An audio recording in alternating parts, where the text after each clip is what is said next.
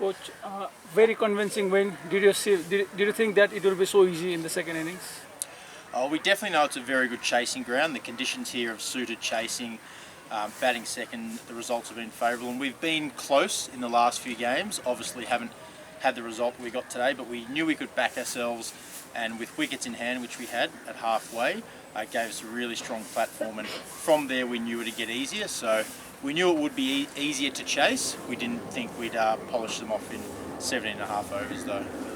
So after winning 2-0 in the ODI series, do you think it will be this tough to book a place in the final? Yeah, you're right. We probably just didn't adapt quickly enough, and we needed those first few run outs of T20 to get us in the mood, I guess, for the game. Yeah, look, after such a positive result in the 50-over series, we probably would have liked to adapt better, and especially, I think, with the energy and the electricity from the crowd and so forth, did sort of help us change in the high-scoring nature of the 50 overs, but we just didn't quite nail a lot of our plans and execution, which in T20 is very important, and not that it's an excuse, but we've sort of been planning for 50 over cricket. The T20s for us coming later on in the year, especially the World Qualifiers, so we needed the run out, and I think we've shown that we're close, but we just needed to get over the line in the game, and with such a convincing chase, I think we'll take a lot of confidence from that into our next game. So your captain was explaining that after your arrival, the team has changed tremendously. So what are the changes that you focused on mainly? I think mainly it's around mindset and belief. Sometimes when you've had a run like I'm sure you're aware we've sort of struggled to get a few wins on the board. It can go through the group, and that negativity can sort of roll out. But I've really asked the group to be positive in everything we do and believe. And I think the belief amongst the group, even in the 50 over games, in the past potentially we wouldn't have been that strong in the 50 over games given the scores, and even today 1 for none.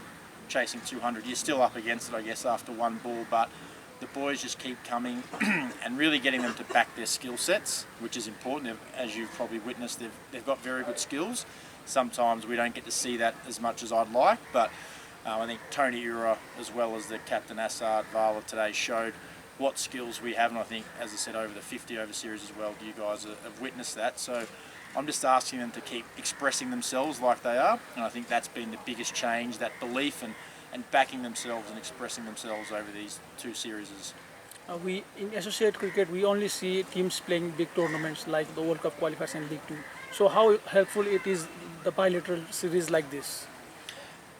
It's immensely helpful, and I think, as a coach, I definitely love more meaningful contests like this, because win, lose or draw, I think it's just so important for the teams to get these series played and under their belt, because it does make it tough. The full members are always playing in bilaterals, tri-series. We, as you say, have to roll up at a World Cup qualification, as Nepal have done in the past month, and just play your best cricket in 3 games, and that's what you're left with. Whereas playing this, being put in situations like this against a variety of teams, will just help teams like Papua New Guinea, Nepal, other teams. When you go into the big competitions, I think you'll be better prepared for them. In the times we're faced with, where you just get put into, as I said, a World Cup qualifier and you have to win 3 games, it makes it tough. So I think, it'd be great, and the support from sponsors and Cricket Association of Nepal to get these series going. We were rapt to be involved in it, so yeah, hugely important. I think you represented Italy also. What is the difference playing in Nepal and especially on the other associate country? Yeah, definitely. I've played Nepal as a player myself a few times. I think the passion that these teams all have, I think, is pretty exciting to be around. I think everyone has their own style and their own culture, but I just feel that, different maybe to full members, the passion when you're involved in a team, be that a player or now myself as a head coach of an associate that's has ODI status, everything means so much to them, and as you see, a lot rides on all the games, and people take it. It's quite hard, as you know. When you lose, it means something, and when you win, obviously, it's great. But I think as a player and a coach, just being involved in the passion around the games is one of the biggest things you'll see in associate cricket, and one of the biggest drivers of wanting to be involved in it. Talking about the resources, you don't see the resources being available continuously in the associate cricket. So how out of a challenge is it for the associate cricket to challenge the full member? Yeah, the resources, as you say, is very high on the agenda to get more of. We're lucky and fortunate. We've got Chad Sayers as a bowling specialist coach for us and an assistant, which, as I said, we're very fortunate to have, because just as you know, the resources and money to get coaches, facilities is tough. And as you would know, whether it's Australia, England, India, their support staff groups more than the playing squad they take with them. So I'm sure if you ask Sandeep or Pubadu, they'd say the same. It'd be great to have more staff, but you do have to get the best out of what you've got. And I think that's the challenge that we have, getting the best out of what we've got as coaches. For me is the challenge. And look, as you say, we'd like better, we'd like more. However, make do with what we've got and get the best out of that. Playing in Nepal, you see a lot of crowd coming in. So how does that help, or how does that affect the players inside the pitch as an opponent team? Yeah, it's an amazing energy. The electricity, as I said, I've been around and played Big Bash and that myself, and there's crowds and so forth. But the passion behind the supporters here, and we were fortunate enough to win the first two games, but still the energy, seeing Nepal beat us again, the crowd was just so, the joy and happiness of them. I think we actually fed off that, and our first game against Malaysia, actually, it was a weird feeling because it was just a bit flatter and you could hear everything. It was almost like, all of a sudden we've got to make the energy, which we struggled with. But having a crowd, I think, associates, I'd love to play home games with this many people. I think that's one thing the Nepalese cricketers should be happy with and be proud of, the fact that they get so much support.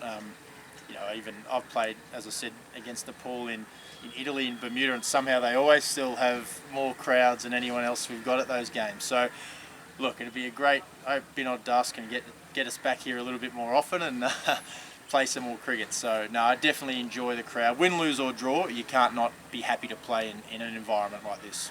Coming back to the tournament, what message does this win send to Nepalese as an opponent, because you're going to play them tomorrow and hopefully in the final again? Yep. I don't think a message as such. They know we're the real deal. They know that on our day we can compete with them, and we've seen that in the last week. They've been playing well in their T20 cricket. They've probably just played a little bit more of it this year, specifically. But I think we match up well as teams. They've got some great players, obviously, with KC, Karan doing what he's doing at the moment. I love Sam Paul too, the new ball. He's just leads from the front all the time. And I wasn't going to mention him, but Sandeep, obviously, is a clutch bowler in T20 cricket, along with the batting and Rohit and so forth. So, look, on our day, I think both teams know that it's a very high stakes competition. We've just got to change a few things when we get to play them again, and hopefully for us we can see a different result.